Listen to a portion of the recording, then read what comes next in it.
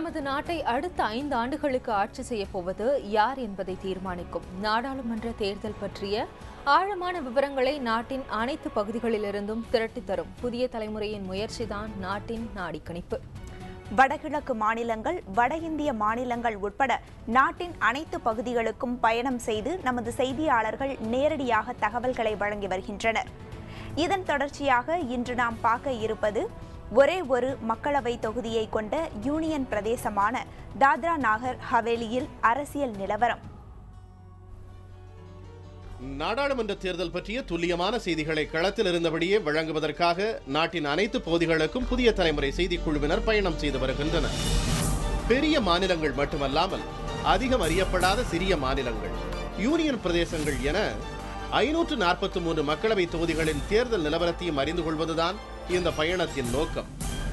இதன் ஒரு பகுதியாக நமது செய்தியாளர் கணேஷ் தற்போது கள ஆய்வில் ஈடுபட்டிருப்பது அதிகம் அறியப்படாத யூனியன் பிரதேசமான தாத்ரா நாகர் ஹவேலியில். ஒரே ஒரு மக்களவை தொகுதியை கொண்டதுதான் இந்த யூனியன் பிரதேசம் என்றாலும் நாட்டின் பன்முகத்தன்மையை புரிந்து கொள்வதற்காக இங்குள்ள பகுதிகளுக்கும் பயணம் செய்து தகவல் திரட்டியுள்ளார் செய்தியாளர் கணேஷ். அரசியல்வாதிகள், சாதாரண குடிமக்கள், பத்திரிகையாளர்கள் உள்ளிட்டோரின் கருத்துக்களையும் கேட்டறிந்துள்ளார். சுற்றுலா வருமானத்தை பெரிதும் நம்பியிருக்கும் தாத்ரா நாகர் ஹவேலி மக்களின் முக்கிய பிரச்சனைகள் என்னென்ன? பாரதிய ஜனதா கட்சி மீண்டும் வெற்றி பெறுமா? தொடர்ச்சியாக வெற்றி பெற்று வந்த மோகன்பாய் தல்கர் இந்த தேர்தலில் வகுத்திருக்கும் வியூகம் என்ன? இதுபோன்ற பல்வேறு கேள்விகளுக்கும் தாத்ரா நாகர் ஹவேலியில் இருந்து நமக்கு நேரடியாக பதில் தரப்போகிறார் செய்தியாளர் கணேஷ். நமது நாட்டில் பரந்து விரிந்த மாநிலங்களுக்கு மத்தியில் அதிகம் அறியப்படாத யூனியன் பிரதேசம்தான் தாத்ரா நாகர் ஹவேலி.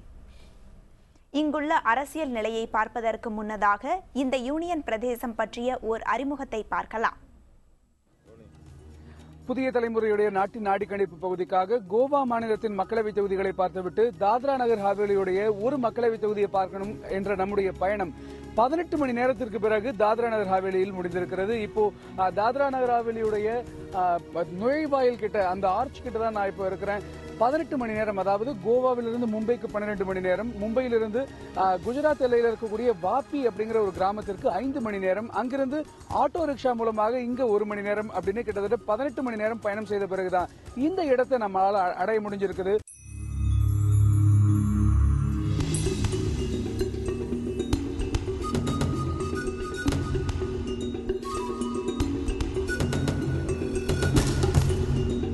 ஆங்கிலேயர்கள் மற்றும் போர்ச்சுகீசியர்களின் காலனி ஆதிக்கத்துக்கு உட்பட்டிருந்த தாத்ராவும் நாகர் ஹவேலியும் இணைந்து தற்போது மத்திய ஆட்சியின் கீழ் ஒரே யூனியன் பிரதேசமாக இருக்கின்றன. 1961ஆம் ஆண்டுதான் இந்த பகுதி இந்தியாவின் பிராந்தியமாக முறைப்படி அறிவிக்கப்பட்டது. மகாராஷ்டிரா மற்றும் குஜராத் எல்லையோரத்தில் அமைந்துள்ள இந்த யூனியன் பிரதேசத்தில் போர்ச்சுகீசிய நாகரிகத்தின் தாக்கத்தை அதிகமாக காண முடிகிறது. 1961ஆம் ஆண்டுதான் இந்த பகுதி இந்திய குடியரசோடு இணைந்தது. அந்த காலகட்டம் வரையில் இது போர்ச்சுகீசியர்கள் காலனியாகவே இருந்து வந்திருக்கிறது. இந்த இடத்தில் பெரும்பாலும் அவர்கள் வரி வசூல் மட்டுமே செய்து வந்திருக்கிறார்கள். மிகப்பெரிய அளவில் போர்ச்சுகீசியர்களின் கோட்டைகளோ அவர்களது நினைவு சின்னங்களோ எதுவும் இந்த பகுதியில் இல்லை. ஆனால் சுற்றுலா தலங்கள் என்று பார்க்கும்போது வசோனா என்கிற இடத்தில் சிங்கங்களுக்கான சரணாலயம் ஒன்று இருக்கிறது. அதே போல வஹாபி என்கிற இடத்தில் மான்களுக்கான, விதவிதமான மான்களுக்கான சரணாலயம் ஒன்றும் இருக்கிறது. இவை தவிர மிகப்பெரிய அளவில் சுற்றுலா தலங்கள் என்று ஏதும் இல்லை என்றாலும் இங்கு சுற்றுலா பயணிகளின் வருகை அதிகமாக இருக்கிறது. காரணம், இது மலைப்பகுதி சார்ந்த இடம் என்பதால் அட்வென்ச்சர் டூரிசம் என்று சொல்லப்படுகிற சாகசங்களை விரும்பும் சுற்றுலா பயணிகள் இங்கு அதிகம் வந்து செல்கிறார்கள். 3.5 லட்சம் மக்கள் தொகை கொண்ட தாத்ரா நாகர் ஹவேலியின் தலைநகர் சில்வாசா. சிறந்த கல்வி நிறுவனங்களும் ஏராளமான தொழிற்சாலைகளும் இந்த நகரத்தில் நிறைந்துள்ளன.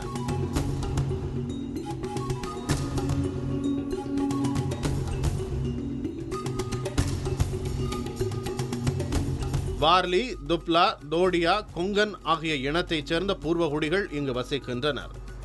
பெரும்பான்மை மக்கள் இந்துக்கள் என்றாலும் போர்ச்சுகீசிய கட்டிடக்கலையுடன் கூடிய ரோமன் கத்தோலிக்க ஆலயங்களுக்கும் இங்கு குறைவில்லை. பிரசித்தி பெற்ற இந்த church of our lady of beauty சில்வாசாவின் மத்திய பகுதியில் அமைந்துள்ளது.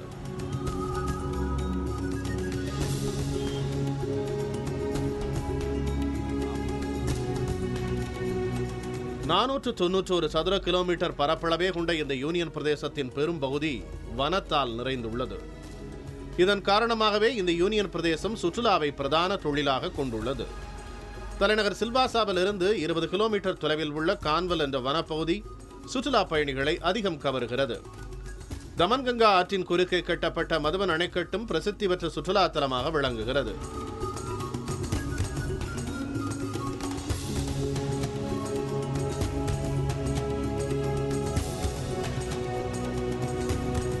பதினோரு வார்டுகளை மட்டுமே கொண்டுள்ள இந்த யூனியன் பிரதேசம் மாவட்ட ஆட்சியரின் தலைமையில் செயல்பட்டு வருகிறது.